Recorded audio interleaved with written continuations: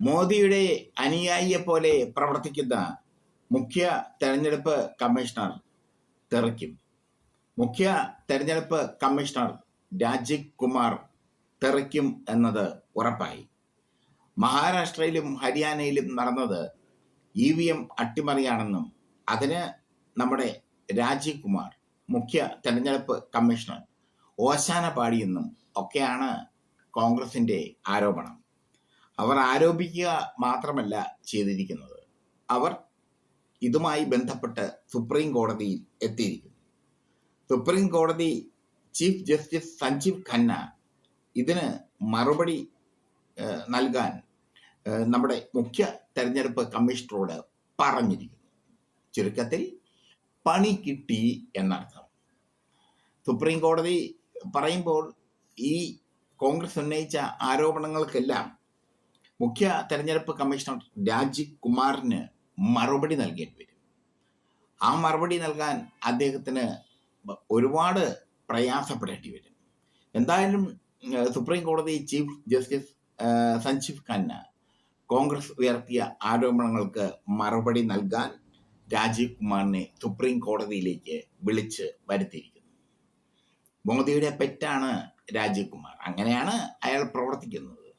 മുഖ്യ തെരഞ്ഞെടുപ്പ് കമ്മീഷണർ അടക്കമുള്ള സ്ഥാനങ്ങളൊക്കെ മോദിയുടെ പെറ്റായിട്ടുള്ള ഒരാൾക്ക് മാത്രമേ കൊടുക്കൂ. അതുകൊണ്ട് തന്നെ മോദിയുടെ എല്ലാമാണ് രാജീവ് കുമാർ. ഹരിയാനയിലും മഹാരാഷ്ട്രയിലും കോൺഗ്രസ് എങ്ങനെ തരിപ്പണമായി എന്ന ചോദ്യവും BJP എങ്ങനെ ഫീനിക്സ് പക്ഷിയെ പോലെ നിമിഷ നേരം കൊണ്ട് ഉയർത്തെഴുന്നേറ്റു എന്ന ചോദ്യവും ഒക്കെ ബാക്കിയാണ്. ഹരിയാനയിലും മഹാരാഷ്ട്രയിലും വലിയൊരു വിജയമാണ് BJP നേടിയത്. ആ വിജയത്തിൽ ഒരുപാട് പങ്ക് നമ്മുടെ മുഖ്യ തെരഞ്ഞെടുപ്പ് കമ്മീഷണർക്ക് ഉണ്ടെന്നുള്ളതാണ് കോൺഗ്രസിൻ്റെ ആരോപണം. ആ ആരോപണം അവർ രേഖാമൂലം തന്നെയാണ് നൽകിയത്.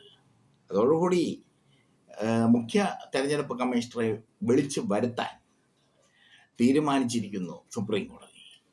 ചുരുക്കി പറഞ്ഞാൽ ജയങ്ങളെല്ലാം തോൽവികളായി മാറുകയാണ് മോദിക്കും BJPക്കും. മഹാരാഷ്ട്രയിലൊക്കെ എങ്ങനെ BJP അധികാരം പിടിച്ചെടുത്തു എന്ന ചർച്ച ഇപ്പോഴും സജീവമാണ്, വളരെ സജീവമാണ്. മഹാരാഷ്ട്രയിലേക്ക് എങ്ങനെ BJP അധികാരം പിടിച്ചെടുത്തു എന്ന ചർച്ച, ഹരിയാനയിൽ എങ്ങനെ അധികാരം പിടിച്ചെടുത്തു എന്ന ചർച്ച, ഇതൊക്കെ സജീവമായി നിൽക്കുന്നു. EVM അട്ടിമറി ഒരു ചോദ്യചിഹ്നമായി നിൽക്കുന്നു. കോൺഗ്രസ് മഹാരാഷ്ട്ര ഹരിയാന നിയമസഭാ തെരഞ്ഞെടുപ്പിൻ്റെ ഫലവുമായി ബന്ധപ്പെട്ട് മുഖ്യ തെരഞ്ഞെടുപ്പ് കമ്മീഷണറായ രാജീവ് കുമാറിനെ സമീപിച്ചപ്പോഴും അദ്ദേഹം അഴകുഴമ്പൻ നയമാണ് സ്വീകരിച്ചത്. ആ അഴകുഴമ്പൻ നയമാണ് അദ്ദേഹത്തിനെ ആപ്പിലാക്കിയിരിക്കുന്നത്.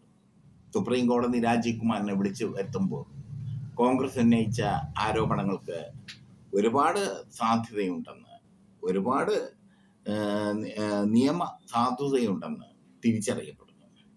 എന്തായാലും രാജീവ് കുമാർ ഇനി സുപ്രീം കോടതിയിലേക്ക് സുപ്രീം കോടതി കയറി നിറങ്ങാം രാജീവ് കുമാറിന്. മോദി പറയുന്നതനുസരിച്ച്, മോദിയുടെ വിശ്വാസ സംഹിത അനുസരിച്ച് പയറ്റിത്തെളിഞ്ഞ വ്യക്തിയാണ് രാജീവ് കുമാർ. മോദി നിയമിച്ച വ്യക്തി എന്ന നിലയിലാണ് അദ്ദേഹം ഇപ്പോൾ അറിയപ്പെടുന്നത് എന്നത് അദ്ദേഹത്തിൻ്റെ വലിയ ഒരു വീഴ്ചയായി മാറിയിരിക്കുന്നു. മുഖ്യ തെരഞ്ഞെടുപ്പ് കമ്മീഷണറെ സുപ്രീം കോടതി വിളിച്ചു വരുത്തുമ്പോൾ ആ അടി കിട്ടിയിരിക്കുന്നത് മോദിക്ക് കൂടിയാണ്.